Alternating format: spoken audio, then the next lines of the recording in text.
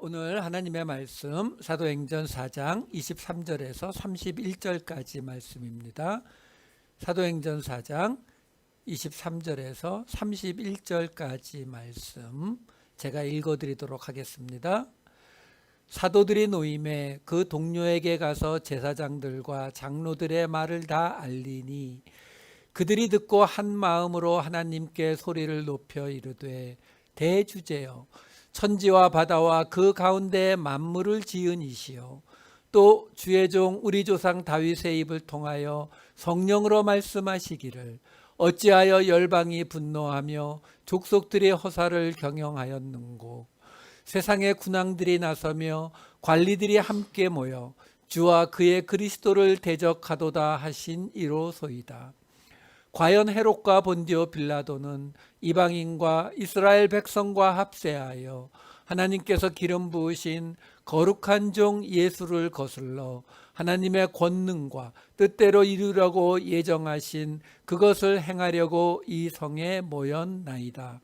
주여 이제도 그들의 위협함을 굽어 보시옵고 또 종들로 하여금 담대히 하나님의 말씀을 전하게 하여 주시오며 손을 내밀어 병을 낫게 하시옵고 표적과 기사가 거룩한 종 예수의 이름으로 이루어지게 하옵소서 하더라. 빌기를 다하매 모인 곳이 진동하더니 무리가 다 성령이 충만하여 담대히 하나님의 말씀을 전하니라. 아멘. 지난주에 성전 미문 앞에 걷지 못하는 사람을 걷게 했던 베드로와 요한 때문에 성전에서 사람들이 모인 곳에서 베드로가 첫 번 설교를 했고 그 설교가 끝날 때에 그 성전의 대제사장과 장로들과 성전에 있는 성전을 맡은 그 경비대장과 서기관들과 이 사람들이 와서 베드로와 요한을 끌고 갔어요. 끌고 가서 그곳에서 두 번째 베드로의 짤막한 설교가 있었고 그 설교를 들은 대제사장과 이 사람들이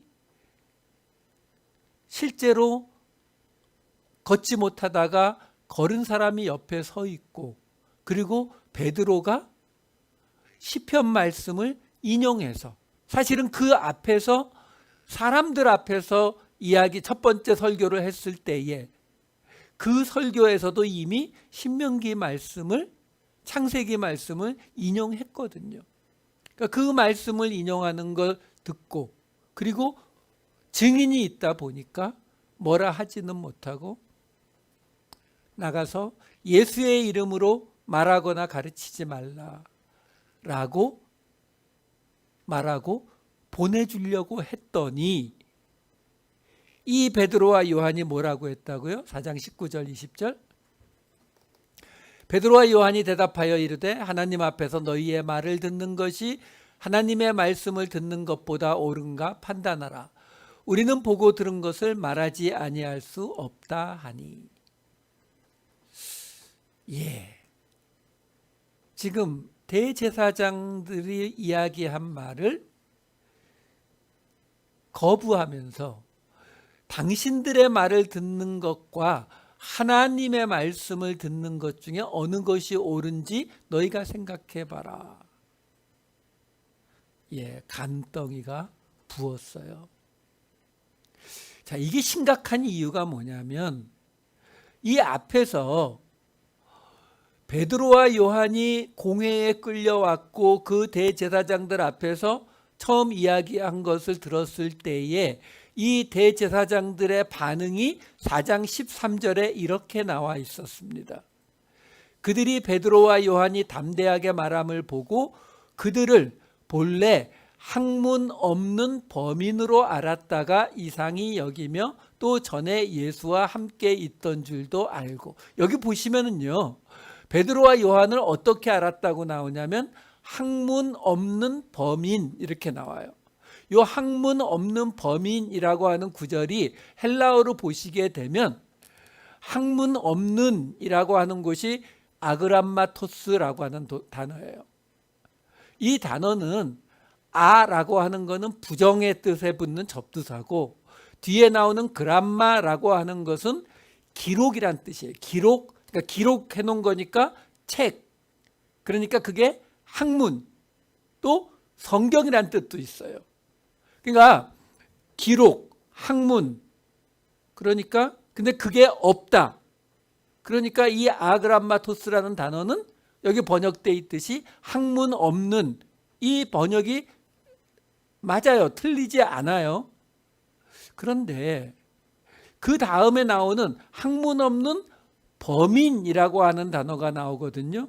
여기 이 범인이라고 하는 이 단어로 나온 이 헬라어 단어가 무슨 단어냐면 이디오타이라는 단어예요. 이 이디오타이라는 단어는 어떤 단어냐면 자기 또는 나에게 속한, 자기에게 속한 이런 뜻의 이디오스라는 단어에서 왔거든요. 그러니까 그게 왜 평범한 사람의 뜻이 되냐면, 쉽게 말하면 제가 백부장이 됐다 그러면 나한테 속한 게 아니라 군대에 속한 사람이 되잖아요. 제가 귀족이다 그러면 뭐 왕궁에 속한 사람이 되잖아요. 근데 그냥 자기에게 속했단 말이에요. 그러니까 그냥 평범한 사람. 우리 한국말에도 그런 게 있잖아요. 뭐요? 팔자 고쳤냐 하는 거.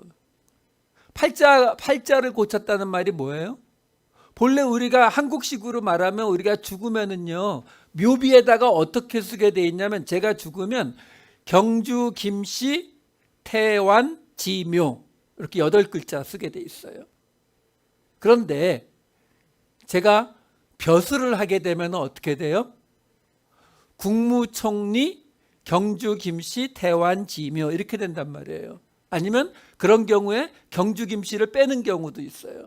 국무총리, 태완, 지묘 이런 식으로.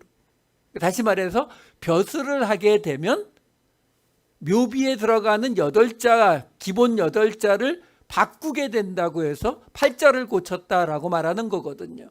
그것처럼 여기 나오는 이 이디오타이라는 단어가 바로 그런 단어예요. 이디오스에서 온 자기에게 속한, 그래서 그 말은 뭐냐면 자기 그 본질에서 하나도 다른 데 속하지 못한, 그래서 평범한 사람. 그러니까 학문 없는 범인이라고 하는 이 말이 학문이 없다라기보다는 여기서는 이것을 성경, 왜? 성경이란 뜻도 있거든요. 그람마라는 단어가. 그러니까 성경이 없는, 다시 말해서 말씀, 성경은 말씀이니까 말씀이 없는, 이렇게 해석하는 게 맞아요. 왜 이렇게 봐야 되냐면, 여기에서 이 베드로와 요한이 예수의 이름으로 가르치지 말라는 말을 거부하고, 그리고 하나님의 말씀을 듣는 게 옳다라고 덤비잖아요. 마음 같아서 두들겨 패고 싶은데 사람들 때문에 그렇게 하지 못하고 돌려보내거든요. 그러니까 이 베드로와 요한이 거기 공회에서 나와서 자기들의 형제들, 이 믿음의 형제들이 있는 교회라고 하죠. 그 교회에 가서 만난 장면이 4장 23절에 이렇게 나와요. 사도들이 노임에 그 동료에게 가서 제사장들과 장로들의 말을 다 알리니, 여기에 그 동료에게 가서, 이 동료라고 번역이 된 단어가 바로 조금 전에 설명드린 평범한의 뜻을 가진 그 이디오스라는 단어예요. 자기에게 속한. 그러니까 여기서는 그 사도들, 사도들에게 속한 사람들이니까 동료라고 번역을 한 것인데, 누가는 이런 단어들을 통해서 지금 앞에서 말한 학문 없는 일반인, 학문 없는 평범한 사람이라고 하는 이 말과 지금 여기에 나오는 이 말을 연결시키고 있는 거예요. 무슨 말이냐면, 지금요,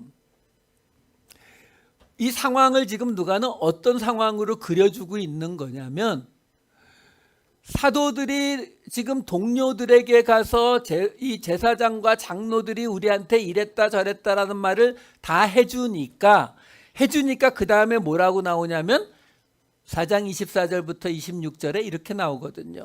그들이 듣고 한 마음으로 하나님께 소리를 높여 이르되 대주제여 천지와 바다와 그 가운데 만물을 지은 이시요. 그러면서 또 우리 조상 다윗의 입을 통하여 성령으로 말씀하시기를, 그리고 여기서부터 인용이에요. 어찌하여 열방이 분노하며 족속들이 허사를 경영하였는고 세상의 군왕들이 나서며 관리들이 함께 모여 주와 그의 그리스도를 대적하도다 하신 이로소이다. 요 시편 2편 1절 2절에 이 인용이거든요. 그러니까 지금 이 상황이 어떻게 되고 있는 거냐면 이렇게 보시면 돼요. 다시 설명을 해드릴게요. 무슨 말이냐면 베드로와 요한을 잡아왔어요.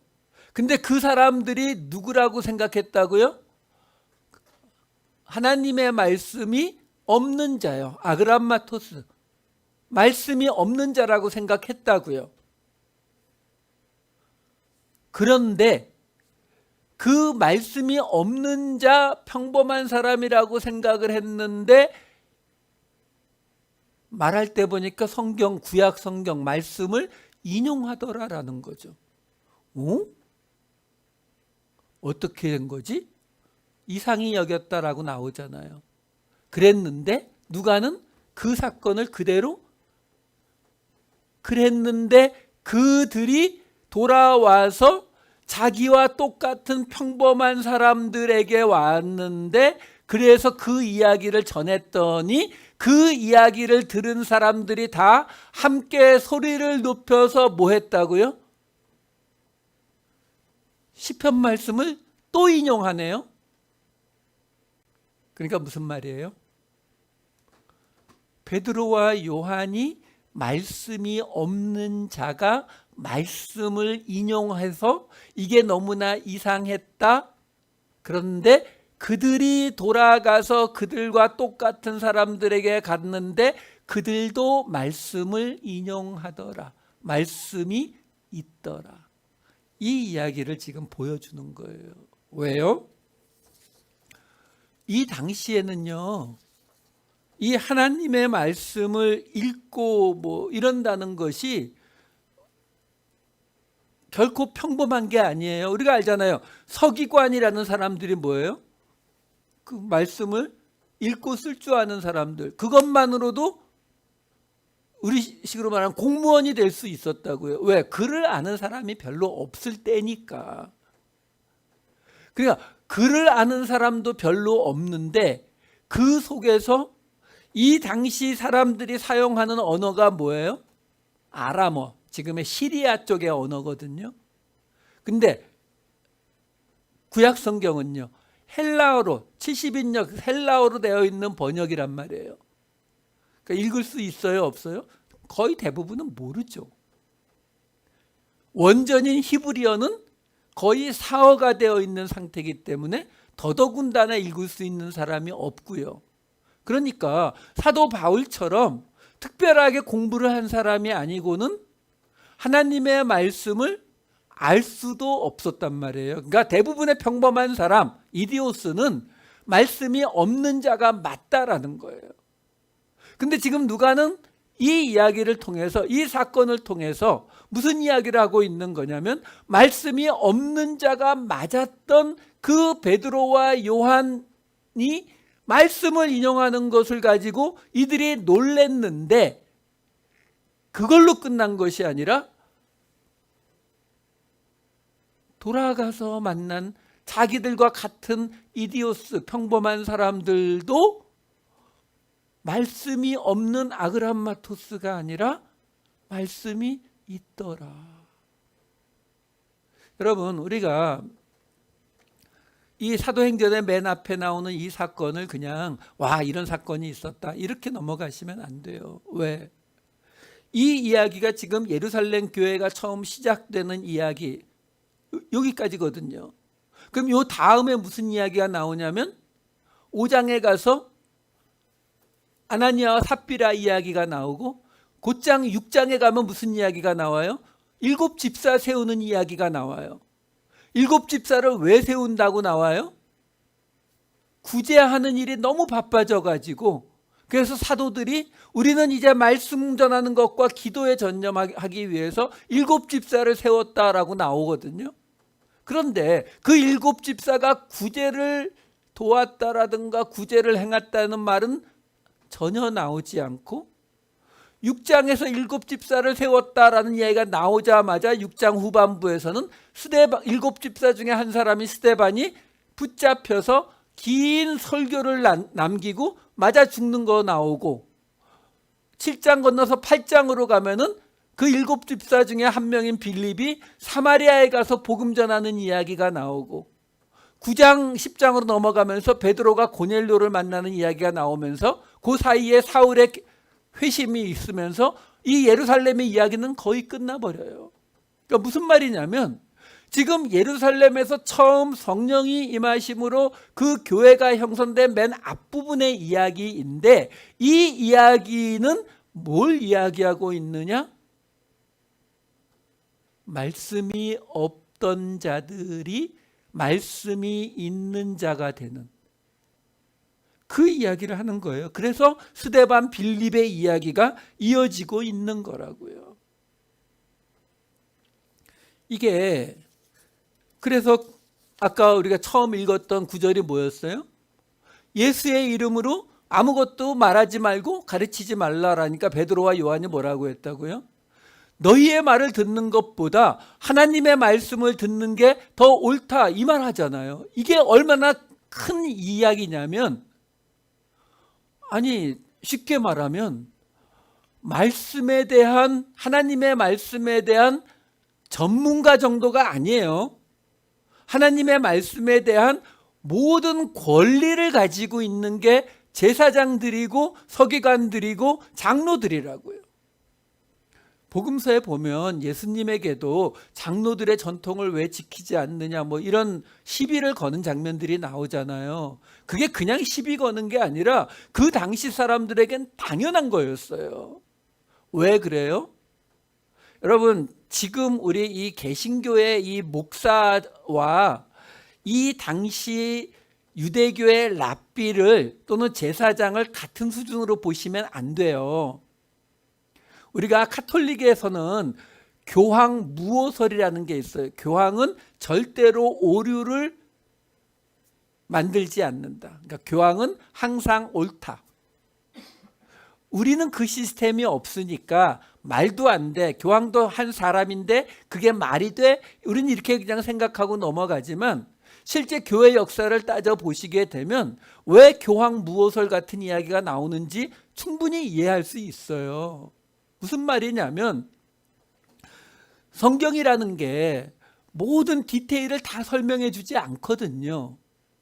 그러면 유대인들 같은 경우 구약의 그 율법책 몇 개를 가지고 그들의 인생을 살아야 되는데 이스라엘에 살고 있는 유대인들은 좀 낫지만 이탈리아나 저기 터키나 저기 스페인 같은데 알렉산드리아 이집트 같은데 이런 데 가서 사는 사람들은 그곳의 다른 문화와 환경 때문에 율법을 그대로 적용할 수가 없어요. 안 나오니까 거기에.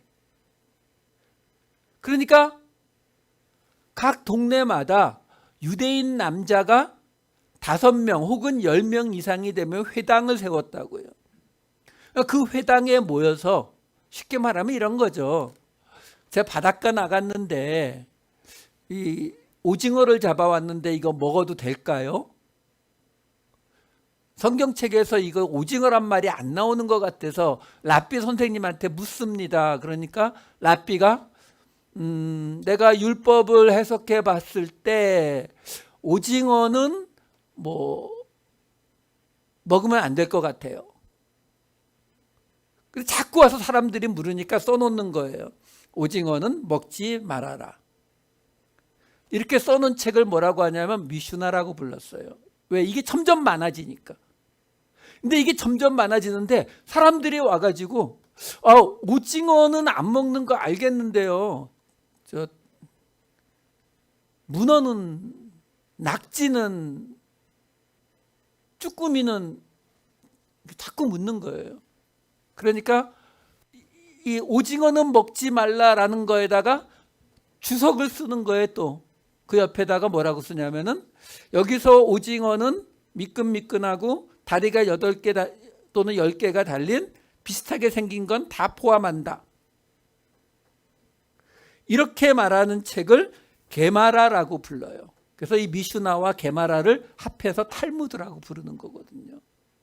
그러니까 이게 무슨 개념이냐면 우리는 지금 구약과 신약이 있으니까 웬만한 거는 이걸 가지고 그냥 적용하고 말잖아요. 목사는 이거를 해석해서 설명할 수밖에 없지 여기에서 디테일에 들어가 가지고 이거는 하는 것이 하나님의 뜻에 맞다, 이거는 하나님의 뜻에 안 맞다라는 걸 결정할 수 있는 권한이 목사에게는 애초부터 없어요. 우리 개신교는 그래요. 근데 유대교 랍비는 그 권한이 있단 말이에요. 그러니까 랍비가 정해서 적어놓은 미슈나, 나중에 합쳐져서 나온 탈무드, 이것이 성경과 같은 권위를 갖는 것이 유대교예요. 그러니까 예수님한테 장로들의 전통을 왜 안 지키느냐라고 묻는 것이 구약에 나오는 율법과 같은 권위를 갖는다고 보았기 때문에 그래요. 이 유대교의 회당 시스템이 카톨릭으로 가면서 그대로 교구로 바뀌거든요. 그럼 그 교구의 제일 높은 사람이 주교 중에 제일 높은 사람이 교황이란 말이에요. 그러니까 교황무호설이라고 하는 게 교황이 행하는 모든 행동과 말이 다 무조건 진리다라고 말하는 것이 아니라 애초부터 그쪽에서는 성경 해석에 관한 권한이 있다라고 봤기 때문에 교황이 성경에 대해서 낙태는 안 된다, 그건 하나님의 뜻이 아니다 라고 말하는 것은 성경과 같은 권위를 갖는다라고 보는 거거든요. 그러니까 이 시스템, 이런 시스템 속에서 지금 베드로와 요한이 만난 사람이 누구라고요? 대제사장들과 서기관들과 장로들, 다시 말해서 지금식으로 말하면 교황과 주교들, 그 말씀을, 율법을 해석하고 율법을 정의할 수 있는 권리를 가진 사람들, 그 사람들 앞에서 뭐라고 말하냐면 당신들의 말을 따르는 것과 하나님의 말씀을 듣는 것 어느 쪽이 더 옳으냐 너희가 판단해라. 여기서 옳다, 디카이오스는 옳다라는 뜻도 있지만 의롭다의 뜻이에요. 어느 쪽이 하나님 앞에 더 의로운 거냐 너희가 판단해라. 다시 말해서 당신들뿐만이 아니라 제사장, 장로, 서기관, 자격이 공인되어 있고 지금까지 하나님의 말씀에 대한 모든 권리가 있는 당신들뿐만이 아니라 예수님의 말을 들은 우리에게도 하나님의 말씀에 대한 해석할 수 있는 권한이 있다. 지금 당신들이 우리에게 하는 말은 하나님의 말씀이 나는 아니라고 생각한다. 우리가 예수의 이름으로 이 복음을 전하는 것이 하나님의 말씀이라고 나는 생각한다. 어느 쪽이 하나님 앞에 의로운 것인지 당신이 판단해라. 이런 말을 지금 하고 있는 거예요. 여러분, 이 이야기가 지금 사도행전에 오순절날 모인 자리에 성령이 임하면서 사람들이 회개한 그 사건 이후에 바로 그 바깥에 나가서 벌어진 첫 번째 사역이라는 거 잊으시면 안 돼요. 그 첫 번째 사역, 걷지 못하는 사람을 걷게 함으로써 생겨난 이 사역의 결론이 뭐라고요? 말씀이 없던 자들이 말씀이 있는 자가 되었다. 어디서 많이 들은 이야기네요. 우리 지난주까지 누가복음에서 갈릴리에서 모든 제자 삼음을 끝내신 예수님께서 예루살렘으로 가는 여정을 제자들과 함께 시작하시고 나타난 첫 번째 사역, 바로 뭐였어요? 말 못하게 하는 귀신을 내쫓아서 말하게 했다. 여기서도 말씀이 없는 사람들이 말씀이 있게 되었다. 예, 바로 말씀이에요. 말씀. 누가복음도 이 사도행전도 이 세상에서 제자들의 모습으로 나타나는 첫 번째 모습을 바로 말씀을 말하게 되는 것. 여러분, 중세 카톨릭이 왜 타락했어요? 말씀을 라틴어로만 봤어요. 영국 사람들 영어 쓰고 프랑스 사람들 불란서어 쓰고 스페인 사람들 스페니시 쓰는데 라틴어로만 보게 했어요. 그러니 안 그래도 대부분이 문맹인데 자기 언어도 아닌 라틴어, 망해버린 로마의 언어를 가지고 성경을 보게 했다고요. 그러니까 당연히 대부분의 사람들이 어떤 사람이었다고요? 아그람마토스, 말씀이 없는 자로 만들어 버렸다고요. 그러니까 성직자들이 마음 놓고 타락할 수 있었죠. 우리는 그거에 반대해서 오직 말씀 이러면서 종교개혁을 했잖아요. 그랬는데도 우리 개신교에서도 많은 분들이 말씀은 교회 가서 목사가 하는 얘기 그냥 듣고 교회에서 시키는 대로 봉사하고 뭐 헌금하고 이러면은 다 되는 줄 알아요. 아니요. 이거는 그냥 모든 사람에게 주어진 거예요. 모든 예수 그리스도, 오늘 여기도 나왔잖아요. 베드로와 요한이 아니라 그들도 있지만 그들이 돌아가서 그들과 똑같은 이디오스, 평범한 사람들, 그들의 동료에게 갔더니 그 동료들도 함께 하나님의 말씀, 시편 말씀을 인용하잖아요. 말씀이 있는 자가 되어 있잖아요. 여러분, 이 부분을 좀 정확히 하자고요. 지금 이 사도행전에 나오는 이야기가 뭐예요? 우리 누가복음에서 지난 주일날 마지막으로 5번째로 보았던 그 말 못하는 귀신 내쫓은 이야기의 끝이 뭐였어요? 누가복음 12장 11절 12절. 사람이 너희를 회당이나 위정자나 권세 있는 자 앞에 끌고 가거든 어떻게 무엇으로 대답하며 무엇으로 말할까 염려하지 말라. 마땅히 할 말을 성령이 곧 그때에 너희에게 가르치시리라 하시니라. 그 성령님이 할 말을 가르쳐 주신 게 뭐였다고요? 지금 보았던 베드로가 설교해서, 그리고 지금 동료들에게 갔을 때 모두가 다 함께 시편 말씀을 인용하면서 하나님을 찬양하는 그 모습이요. 자, 이 이야기를 위정자나 회당이나 권세 있는 자 앞에 끌려갔을 때에 할 말을 성령이 알려준다. 자, 이 말을 뒤집어 보면은 무슨 얘기냐면은 하나님의 말씀을 깨닫는 거는 언제라고요? 누구에겐가 그 말씀을 우리가 말해야 할 때요. 여러분, 이거 굉장히 중요한 부분이에요. 여러분, 목사가 돼서 가장 좋은 게 뭔지 아세요? 하나님의 말씀을 깨닫게 돼요. 목사라서 깨닫는 게 아니고요. 제가 말씀을 전해야 되니까 말씀을 깨닫게 된다고요. 우리가 이 말씀을 묵상한다라고 많이 이야기를 하잖아요. 묵상. 근데 사실 이 묵상이라고 하는, 또는 명상도 마찬가지인데, 묵상, 명상의 개념은 성경의 개념은 아니에요.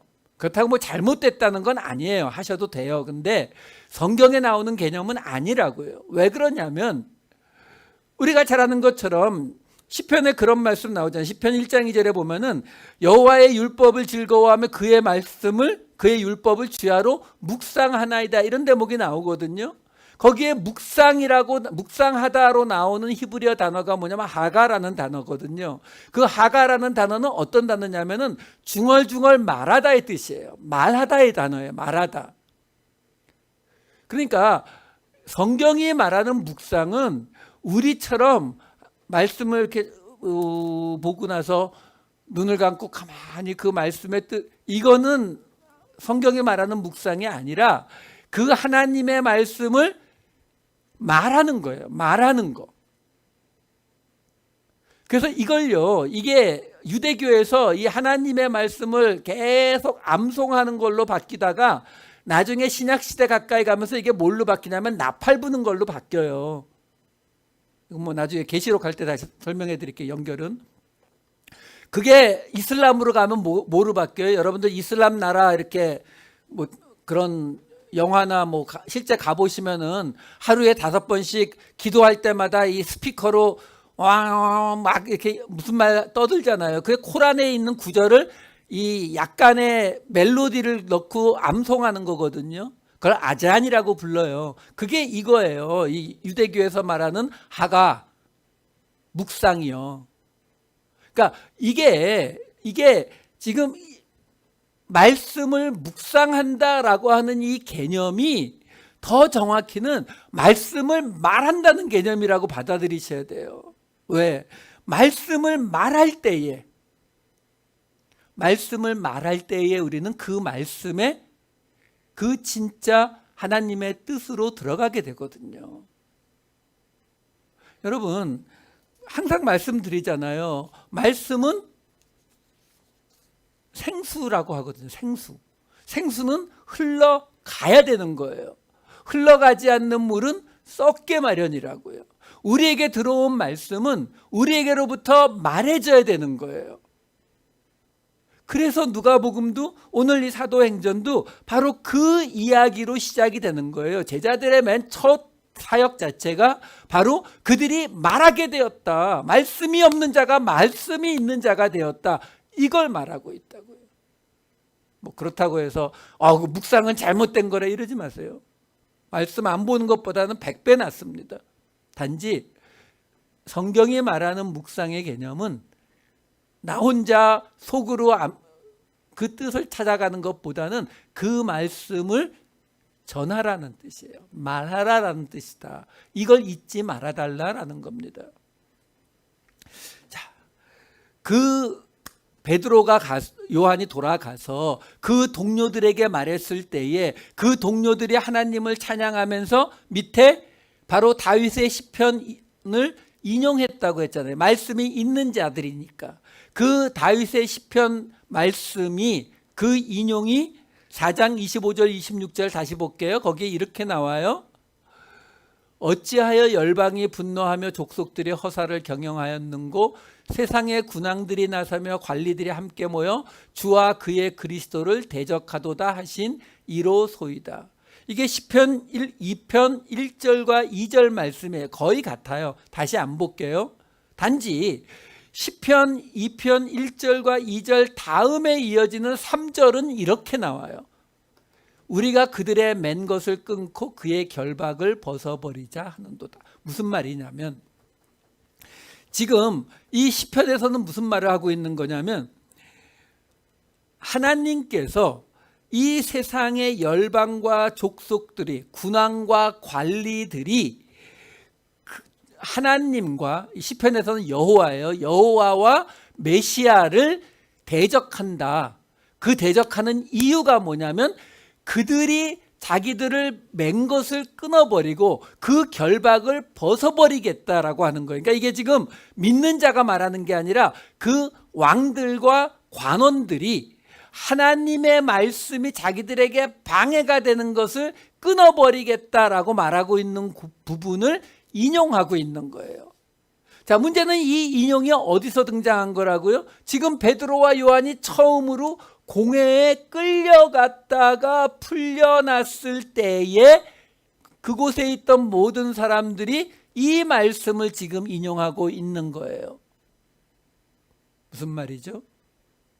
지금 처음으로 공회에 끌려갔다가 무사히 두들겨 맞지도 않고 죽임도 당하지 않고 무사히 풀려 나왔는데 그 모두가 모여서 그 말을 듣고는 하나님을 찬양하면서 바로 이 시편 말씀을 인용하고 있는 거예요. 저들이, 저 제사장들과 서기관들과 장로들과 저 권세 잡은 자들이 지금 우리를 이렇게 핍박하는 것은 그들을 메고 있는 하나님의 말씀을 저들이 벗어나고자 합니다. 그들이 그래서 하나님과 그리스도를 대적하는 것이다. 그 말은 뭐예요? 앞으로 저 제사장들과 장로들과 좋은 관계로 회복될 가능성이 없다. 핍박 받겠구나. 왜?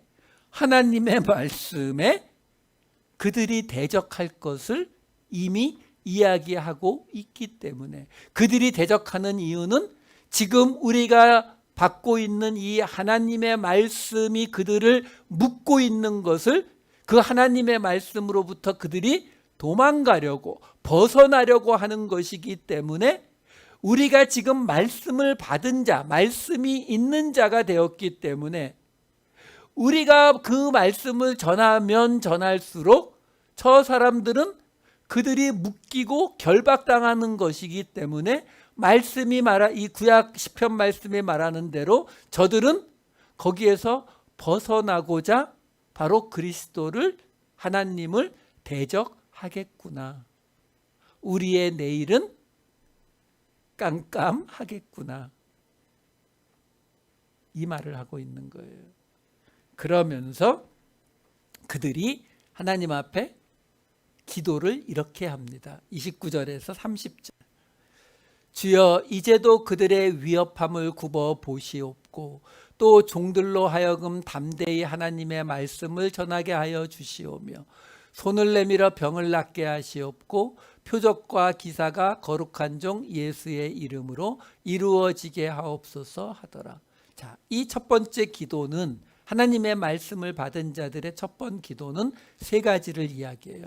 첫 번째, 그들의 위협함을 굽어 보아달라. 두 번째, 담대히 하나님의 말씀을 전하게 해달라. 세 번째, 그들의 병을 낫게 하고 표적과 기사가 예수의 이름으로 이루어지게 해달라. 이렇게 세 가지거든요. 첫 번째, 그들의 위협함을 굽어 보시옵고. 번역이 아주 정확히 됐어요. 여기 굽어 보다라고 하는 이 에피데라고 하는 헬라어 단어는요, 에피라는 게 이렇게 아래로예요. 그리고 그 다음에 나오는 에이도라는 말은 보다의 뜻이에요. 그러니까 말 그대로 위에서 아래로 보시는 거예요. 이 말을 하나님, 그들의 위협함을 보시고 우리를 지켜주세요, 우리를 돌봐주세요, 우리를 보호해주세요가 아니에요. 말 그대로 하나님이 봐주세요. 알고만 계세요. 우리 이렇게 말씀 전하다가 핍박받아 죽어갑니다. 사자에게 뜯겨갑니다. 죽임당합니다. 온갖 고난 겪습니다. 3번 파선합니다. 40에 한한 감한매를 5번 맞습니다. 근데 뭐라고 한다고요? 우리 거기서 빼달라고요? 아니요. 그거는 이미 바로 앞에서 고백했잖아요. 시편 말씀으로 우리는 그 권세 있는 자들의 대적당함을 받을 수밖에 없다는 게 하나님의 말씀으로 이미 나왔거든요. 그러니까 이들이 기도하는 게 뭐냐면, 하나님, 우리가 이렇게 핍박받고 죽어가는 것을 알아만 달라는 거예요. 그래서 지난주 누가복음에서도 말할 수 있게 된 그 제자들의 이야기에 무슨 얘기가 들어가 있었어요? 참새 이야기 들어가 있었잖아요. 누가복음 12장 6절. 참새 5마리가 2아사리온에 팔리는 것이 아니냐. 그러나 하나님 앞에서는 그 하나도 잊어버리시는 바 되지 아니하는도다. 참새 살려준다고요? 아니요. 하지만 하나님이 알고 계시다. 여러분, 우리가 이거는 오해하시면 안 돼요. 우리가 힘들고 어려운 시간을 지날 때에 하나님께서 우리를 보호해 주시고 우리가 그동안 당했던 모든 일에 보상해 주시기를 바라는 그 마음은 충분히 알지만 하나님이 그걸 약속하시지 않아요. 하지만 하나님이 우리에게 분명히 약속하는 거 하나는, 우리가 겪고 있는 그 어떤 어려움도 하나님이 알고 계시다는 거예요. 몰라서 그냥 내버려 두시는 게 아니라 아시는데 놓아두고 계시는 것이다라는 거예요. 왜요? 모르죠, 우리는. 여러분, 지금 이 2000년 전에 베드로나 요한같이 정말 그 예수님의 가장 위대한 사도들이라고 해서 2000년 후에 한국이라고 하는 나라에서 태어난 김태환이라는 사람이 목사가 돼서 자기들의 이야기를 전하고 있을 거라는 거 상상을 했겠습니까? 상상 못했잖아요. 그렇죠? 그러니까 하나님의 그 크신 계획이 어디까지 어떻게 가는지 우리는 알지 못해요. 하지만 분명한 거 하나는 우리가 지나가는 이 힘든 날들에 대해서, 이 인생길에 대해서 하나님이 알고 계시다라는 거예요. 알고 계시다. 그 알고 계시다는 그거 한마디가 우리에게 위로가 될 수 있어야 한다라는 거예요. 자, 두 번째, 그 기도 제목에 두 번째 들어가는 게 뭐였어요? 하나님의 말씀을 담대히 전하게 해달라. 이건 계속 말씀드렸어요. 말씀을 전한다라는 것은 축복이에요. 왜요? 말씀을 전하면 말씀을 깨닫는다고 했잖아요. 성령이 그 말씀을 넣어주시고 알려주신다고요. 우리가 하나님의 말씀을 왜 살아있는 하나님의 말씀이라 그래요? 여러분, 제가 주석책을 보고 열심히 설교 준비를 하는 거는 문제가 없어요. 하지만 그 말씀을 듣고 우리의 삶이 변하고 그 말씀을 들은 세상이 변하게 되는 거는 제가 준비해서 할 수 있는 일이 아니잖아요. 성령이 하시는 일이란 말이에요. 그 일을 우리가 말씀을 말할 때에, 그때에 우리는 그 말씀 자체의 뜻도 깨닫게 되지만 그 말씀이 세상을 변화시키는 걸 볼 때에 우리는 그 말씀이 진짜 살아있는 하나님의 말씀이라는 걸 경험하게 되는 거거든요.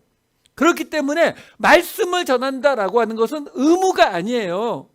우리가 구원해 주신 것 감사해서 보답으로 하는 것도 아니라 우리에게 주신 축복이라고요. 이게 바로 성령이 임했을 때 우리에게 오는 축복이에요. 예수님이 요한복음에서 뭐라고 했어요? 나를 사랑하는 자는 내 말을 듣고 지키는 자. 하나님의 말씀을 전하라 하셨으니까 그 말씀을 전하는 자가 하나님을 사랑하는 자인 거예요. 그게 담대히 그 말씀을 전하게 해달라는 두 번째 기도인 거예요. 자, 마지막 세 번째 기도가 뭐였어요? 세 번째 기도는 바로 병자를 낫게 하고 그리고 표적과 기사가 예수의 이름으로 일어나게 되는 거예요. 여러분, 이거를 자꾸 이상하게 해석하지 마세요. 성령이 임하니까 막 병자가 낫고 사도행전은 그런 성령의 역사가, 여러분, 이 당시에는 감기만 좀 심하게 걸려도 사람이 그냥 죽어나가던 시대입니다. 조금만 스크래치가 나서 곪게 되면 아무 방법 없이 죽어나가던 시대예요.